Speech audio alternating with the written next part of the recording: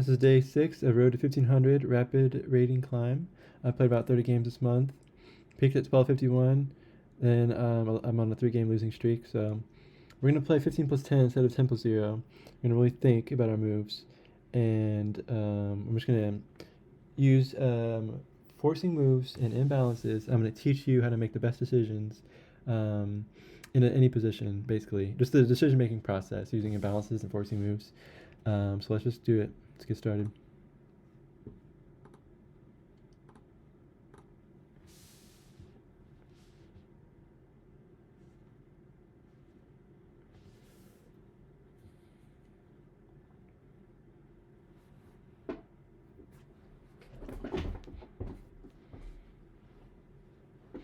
D4. They play the London system. I used to know a line that was good against the London system, as I've said before. I have it written down on a Google Doc somewhere. I should say it after this game. So don't really. Usually, I just play like. I just try to immediately challenge the bishop. I think knight f6, c5 are kind of good moves. I kind of want to play knight f6 instead of d5. But then that doesn't allow me to play this move. Maybe I'll just go here. Yeah. Let's go for this type of opening.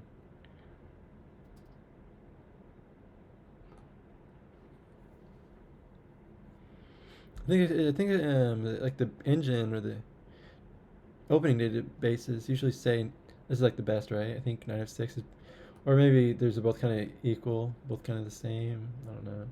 Okay, so there's the mistake of playing this move, not knowing the theory.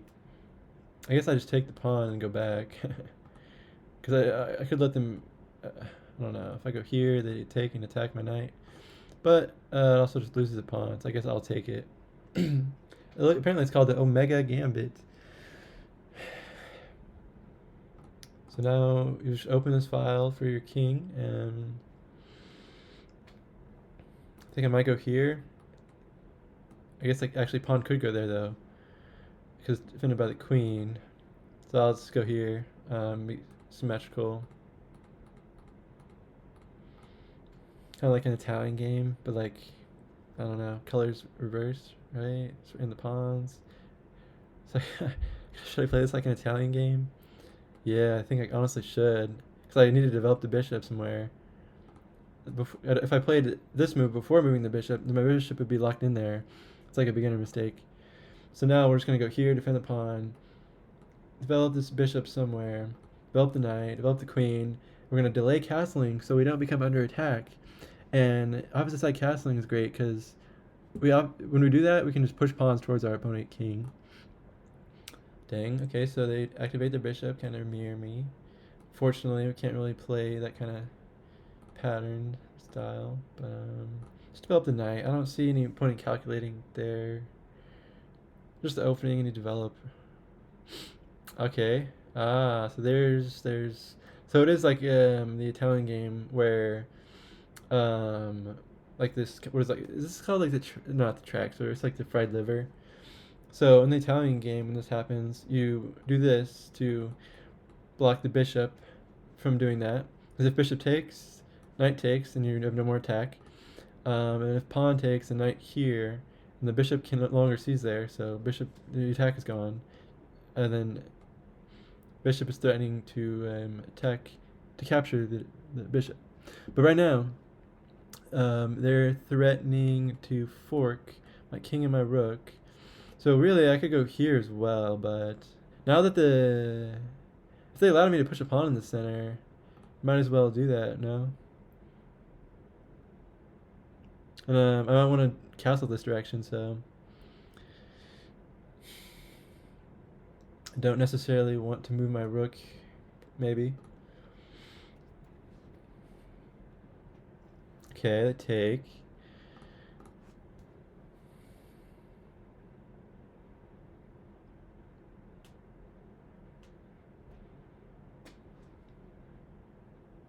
Yeah, Omega Gambit, not very good, I don't think. I mean, maybe if you learn the theory behind it, it might be more interesting. It might actually have something to it. But I mean, in general, I don't like gambits because you can just refute gambits, right? If you play it accurately, if you just learn the engine move and memorize them, gambits don't work. But they are fun, admittedly. Like, right? Everybody loves gambits because you get a lead in development.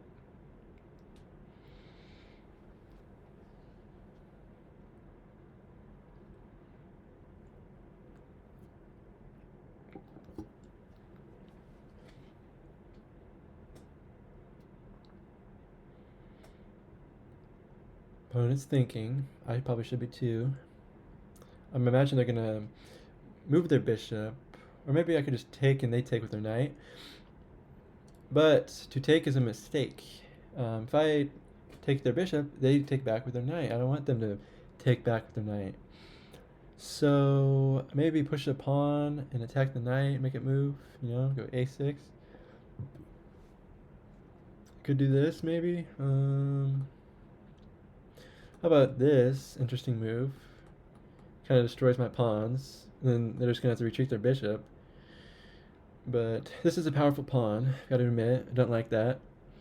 This knight and this bishop, this knight is on my half of the board. I don't like that at all, right? Think prophylactically. You don't want your opponent's pieces on your board, your half of the board, but you want to put yours on theirs. So go forward and create threats.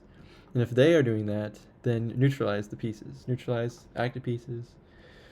Okay, so we can take this pawn, but first, I really think we should just push the knight out. We go here, here, attack this, but it's defended by queen. Of course, there. Then it's attacked twice.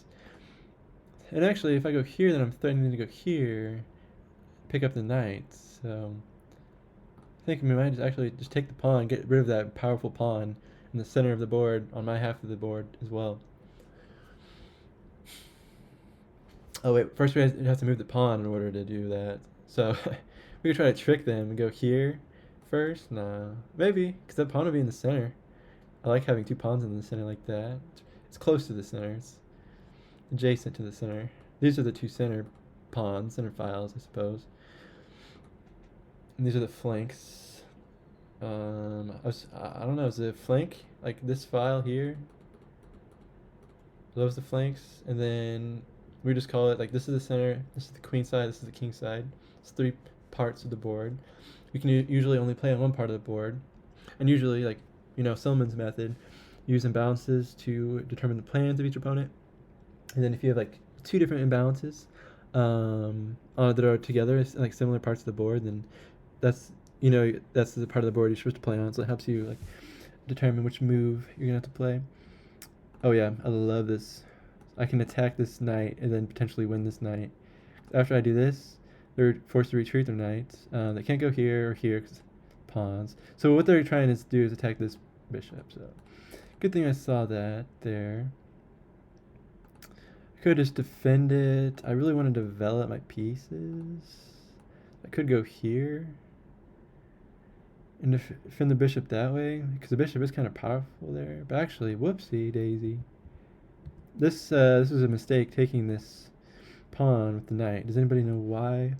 If I want to pause the video, do some instructional chess. Because this is a fork. Oh, I guess maybe I should have paused for a little bit there before just saying the answer.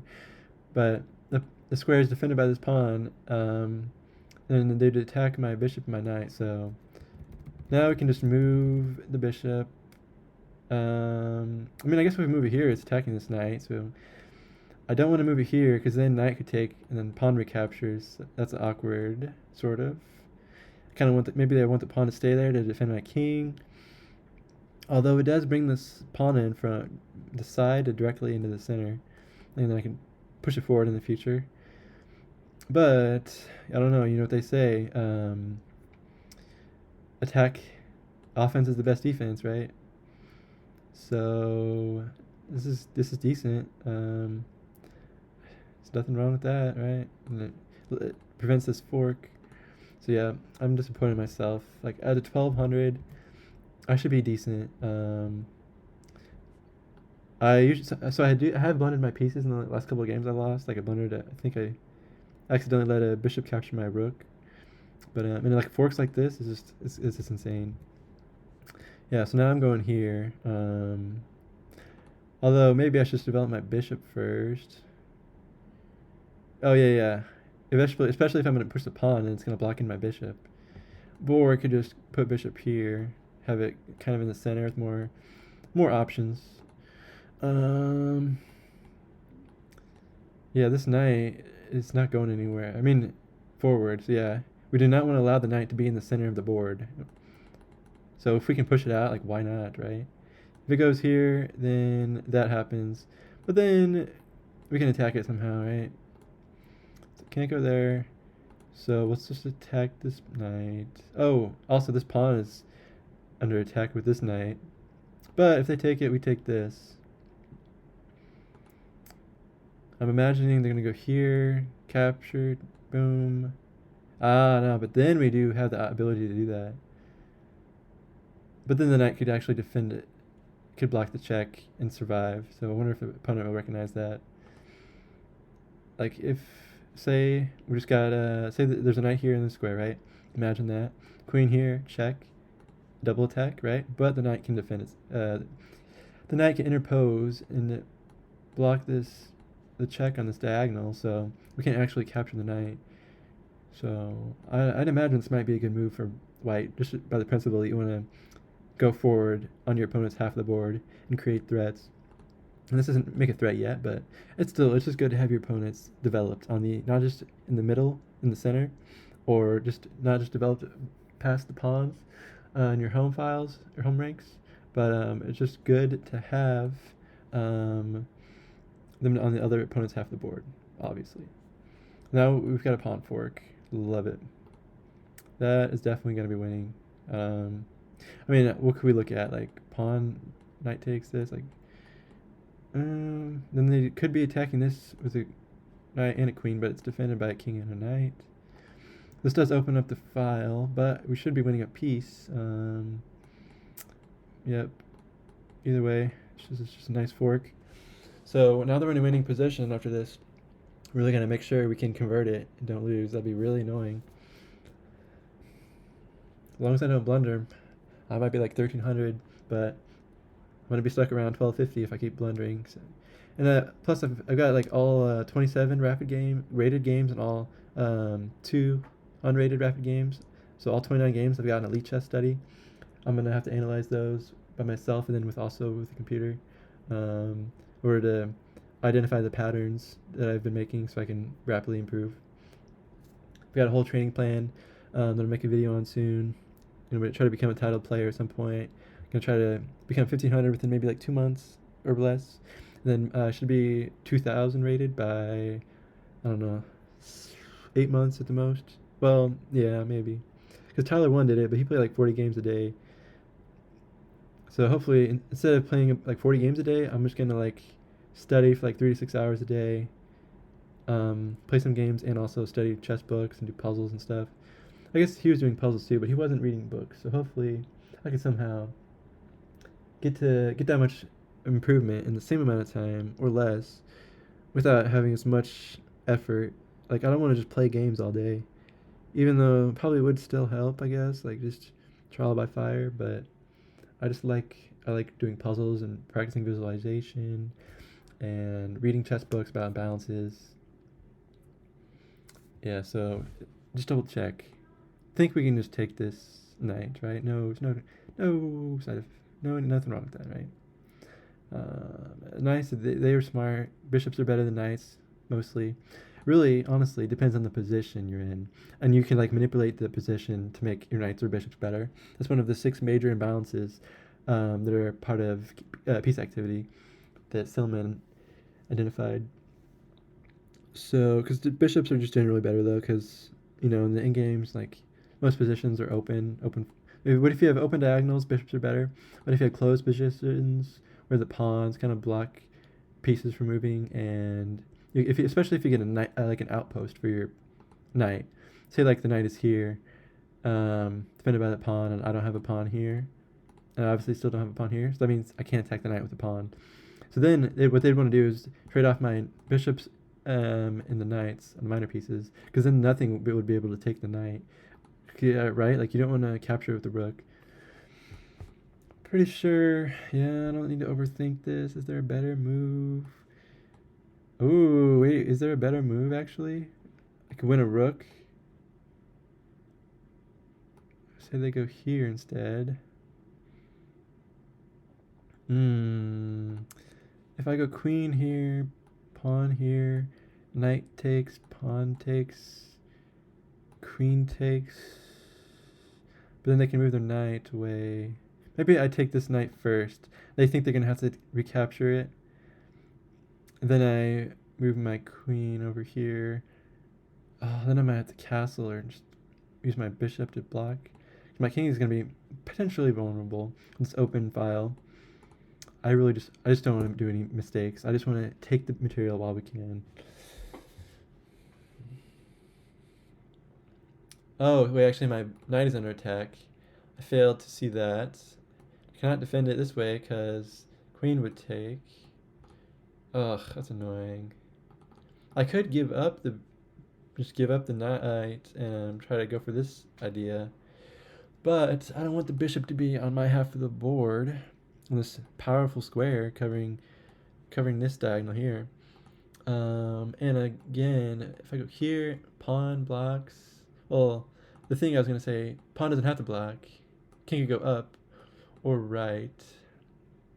If it goes right, we've got knight check. So then our knight gets out of danger and can't really be attacked by anything. No pawn can attack it. So say queen here and king here.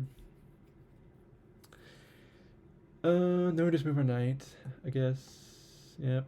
So this should work, in theory, if we wanted to do this. Knight takes pawn. And say, well, they could also just, like, just move their king instead of let me do a discovered check on them. They could just lose a pawn, move their king. I could move my knight back. Yeah, but then I'm just losing a knight. So technically, we can't do that move, even though it seems like it might be promising. It's not gonna work. If boom, boom. If it will. No, it won't. Yeah, no. Unfortunate. Then we'd have two knights under attack, and they're unable to defend each other. So either this is the move, or we don't really want to pin our own queen to the knight. That's what happened. We don't want to go here because it blocks the bishop in. We don't want to go here because then we couldn't move the knight, and it's queen. The knight is pinned to the queen by this bishop. And if we go here, fork, if something could defend that square, not quite yet, but they just go here. Nothing can really. I guess the knight could go here. The bishop could go back there and attack my queen. Don't love that. How about this move? Okay, we can try that. I just noticed at the last second. This is also possible. And we don't want to spend too much time thinking, even though we do have plus 15-second increment for every move. Or no, 10-second increment. I've only got 6 minutes on the clock now.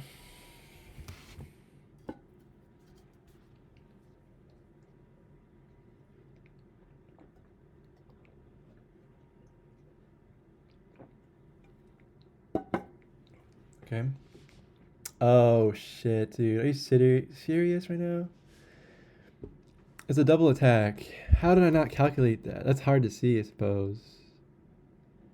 So why did I not just move my knight? That's the question. That is obviously the better move, right?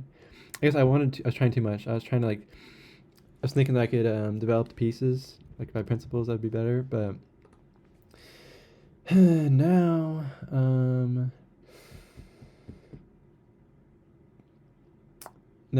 this is under attack by the pawn, and this is under attack by the queen. I'm thinking either some candidate moves. We could go here, attack this knight. Or go. How about this for a candidate move? Attack the queen. Danger levels. That's what Gotham Chess says. But I say forcing moves. They can't take They can't take this knight because bishop would take queen. Oh, and also we could develop the rook. So I think this move might have saved me. Then say bishop blocks. Bishop takes. and then queen's forced to retake. So then we're just trading bishops at that point. That's all that's gonna happen. But it will open up this. So I can honestly even just castle, and maybe even pin that bishop to the king if bishop takes. So how about, yeah, I could try to I could totally do that. Trade bishops. Save the knight. Castle. Pawn takes, attacks the knight, but move rook over, pins it. I think that works, right? Something like that. No, this is defended by the knight, so.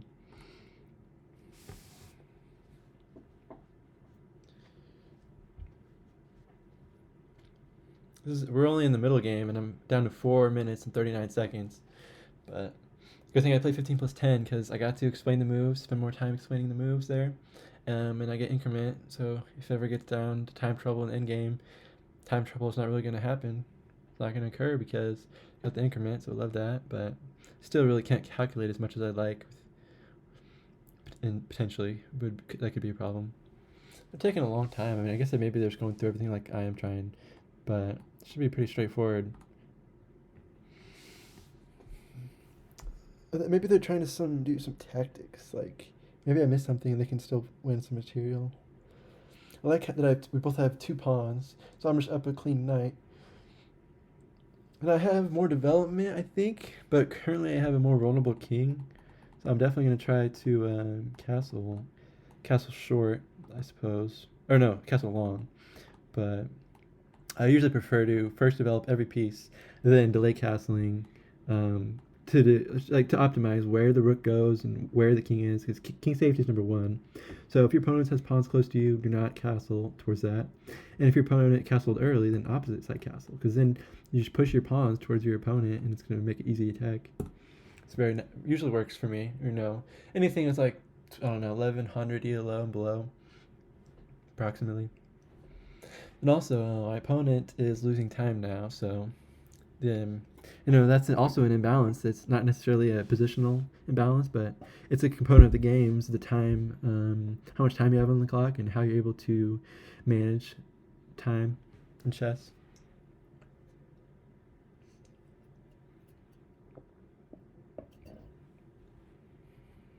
I should probably talk slower and with more variation in my tone, but this is just the very beginning of our journey, chess mastery. We got a whole bunch of chess books I'm going to read.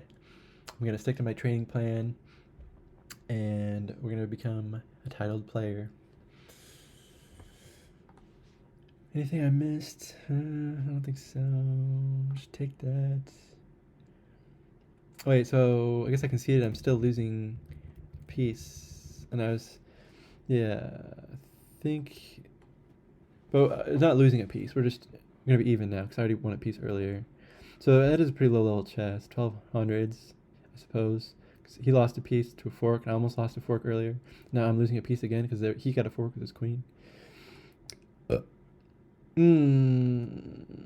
What if he takes with queen? Then my whole plan doesn't work.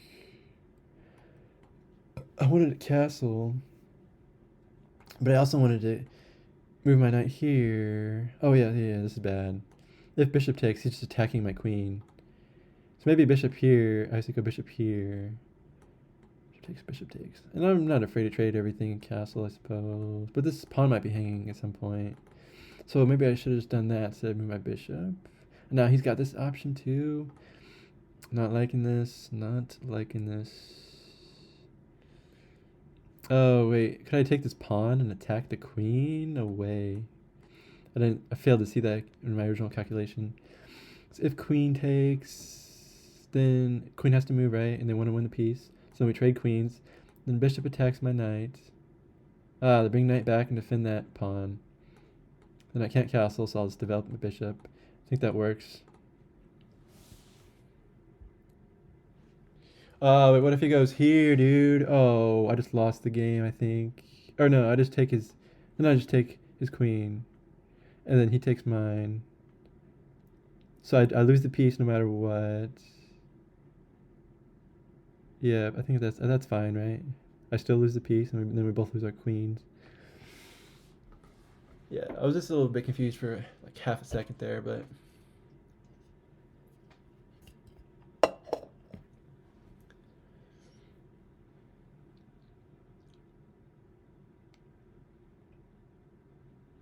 Guy takes forever to think.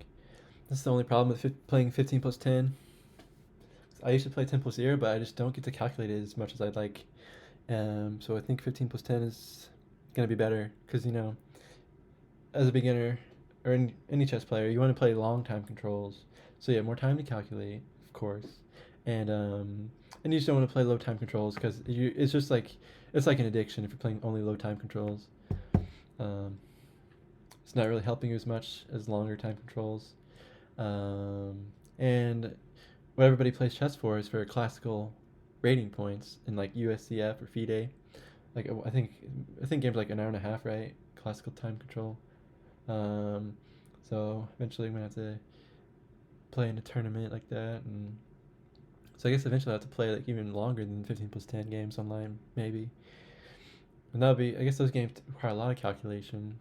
It's probably a lot different than playing online. I'd probably just move everything like the blitz game or a rapid game, right?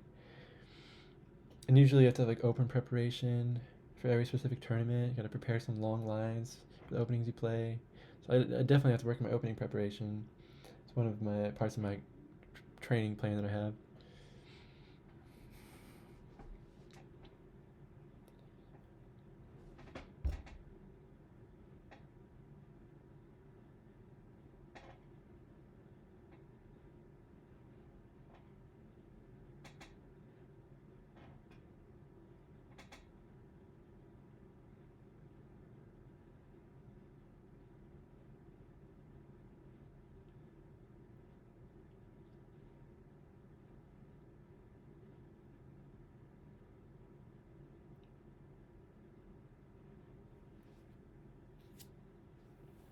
He's really taking a long time.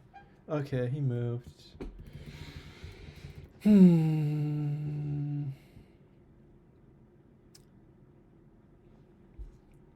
don't know why failed to recognize something like that.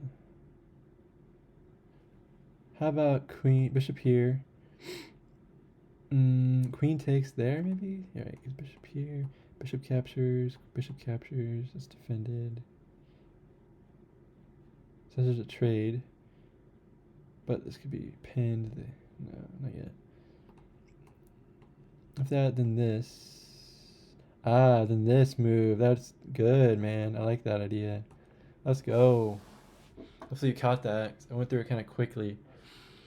But if this, then we just trade, and this is defended by the bishop. King can't take, or queen can't take. And if this, then this is a check. It's really just a discovered attack. The bishop on the queen. The knight puts the king in check and also forks the king and the queen. But pawn will take the knight, and bishop will take queen. So now we are up 3 pieces. So fortunately, I played forcing moves, and I got myself out of this position here, where the pawn is attacking the knight, queen is attacking the knight there. So I just thought, hey, forcing moves, attack the queen. And I was like, okay, I predict that they will just move their bishop out, so we'll trade bishops. And I won't really necessarily attack their queen as much as I would have liked. But,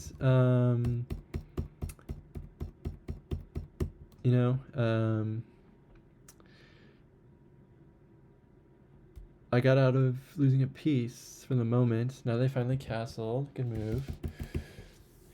They could threaten to take this, and then there's only one defender on the knight. So I guess could just go here, and I don't know. Say queen takes there.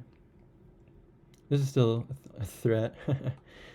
So yeah, queen takes. I guess we could just move the pawn forward, but really we need to kind of move the knight, don't we? Should we just move the knight now? It still has 2 defenders. No, I think we have to go here. So they could remove the defender and sacrifice their rook. Sacrifice the exchange, because then if they did that, then they could take this rook with check, attack my queen, and maybe even win that knight there.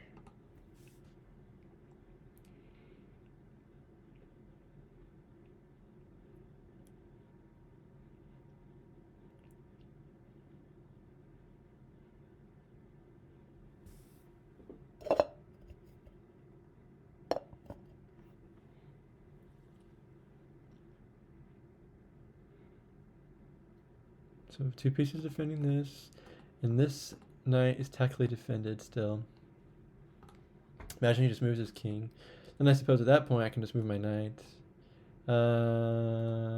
Probably like here. Then maybe castle short. I don't like that much. I guess, but then their pieces are over here. On this half of the board as well. Then they got the bishop going this way. These open files for the rooks. So my king's here. Or if my king's here, I guess. So if I go here, move the rook. He does move the king. Hilarious. So now I could just move the knight though. So I don't think I should go there because nothing's defending the knight. I think I might just go here. I should be good now. It's 2 pieces attacking the knight, 3 defending it. Okay. Can't really quite do that.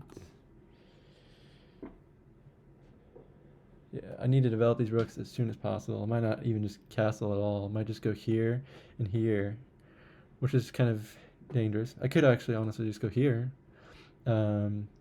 Defend this bishop in case they try to take the bishop with the rook, and try to fight for control of the file. Could be good. This knight is actually pinned to the king. That would eliminate a big problem if we castled. This looks like a leading candidate move. It's long castling. We got this, attack the knight. But then I could go there, defended by the bishop. And I'd go here. If the knight was there, the queen could threaten to go there. No, but this pawn move will be strong. We'll try to trade queens. Queen here. Yeah, that works. Bishop here. Oh, yeah. But then queen could just go here or something. Then I have to castle. I think this works because this is still defended 3 times now, yeah. So the opponent's attacking us, so we attempt to trade off. We want to neutralize our opponent's attacking pieces. This is looking like maybe the leading candidate move. Oh shit. No. This bishop will be hanging after rook takes. I should have calculated more, but I was getting low on time.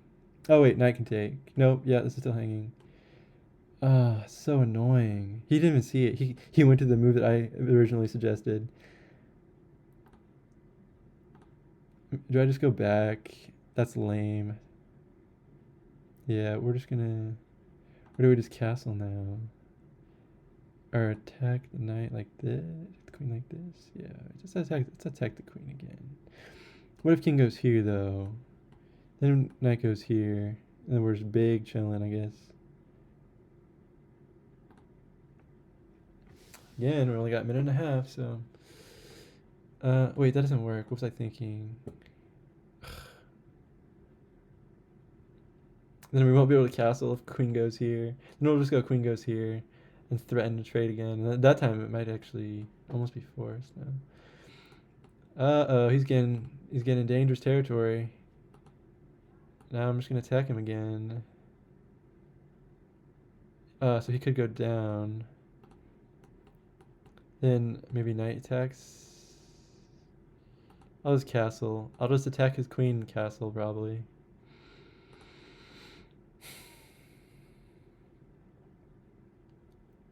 Yeah, like I was saying, this is definitely going to be a better move. Castling this way. If he goes here, I go here, and if he takes that, it's like whatever. Do I want to trade? But then I'm pinning my queen to my king. But I want to try to trade, though. Shit. I just hung my bishop again. Damn it. But that's hard. It's kind of a hard tactic to see. Actually, if he takes that, I'll take his queen. So that doesn't work. Love it to see. So now just attack this knight. Also block out this diagonal. This pawn is defended by this knight here. 10-second increment is coming in clutch, actually. My last move is 4.7 seconds. 10 seconds per move is all I need. This knight might trap itself low key.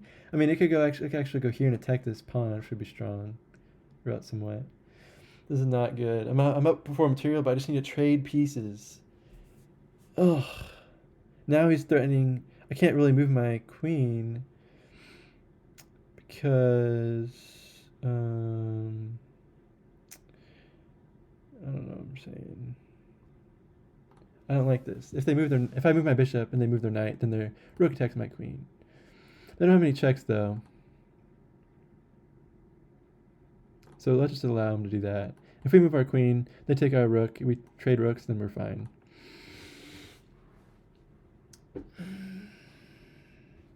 Fortunately, only one piece is attacking the knight still, and one piece is defending it. Oh, never mind. Our knight, that pawn is actually hanging. With this rook or this rook? Which do we move? Well, this knight is hanging. That's so stupid. Maybe I'll just go here. I don't feel like that's a good move for some reason. I guess because the rook would take it. That's why I said no. Okay, let's attack. Let's attack the queen again, which is a dangerous move because the queen goes here, then nothing's defending this. If something takes the queen, yeah, that's not good. I'm gonna have to go here. Okay, so he kind of does what I was saying there. Let's develop this rook. Attack the queen. Attack the queen. Rook's defended by rook. Knight's defended by queen. So we're doing good. I did lose a little bit of time. Put it down to 57 seconds. Kind of need to move this queen somewhere, and then try to trade off pieces, like I was saying. Definitely just need to worry about trading. Probably have to move this knight back. Ugh, but that doesn't work if they go back on this diagonal. They've just had good pieces all game, and I just haven't. Maybe I just should have developed more pieces earlier on and castled a little earlier on.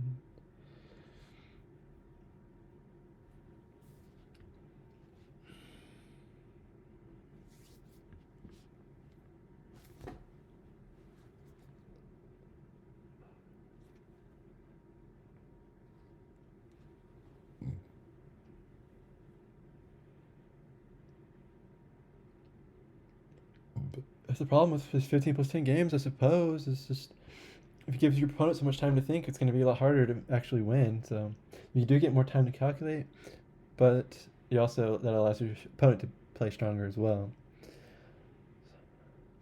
I don't know if I've ever won a 15 plus 10 game. I've only played 2. I lost 1 and I drew 1. Okay, so he does move the queen back, so I'm not falling for your tricks, buddy. I'm going to have to move my knight somewhere. Actually, I might as well take this now. Because now I can take without the rook taking. So if queen takes, queen takes.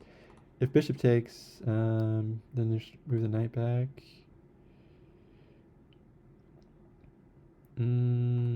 How about this? No.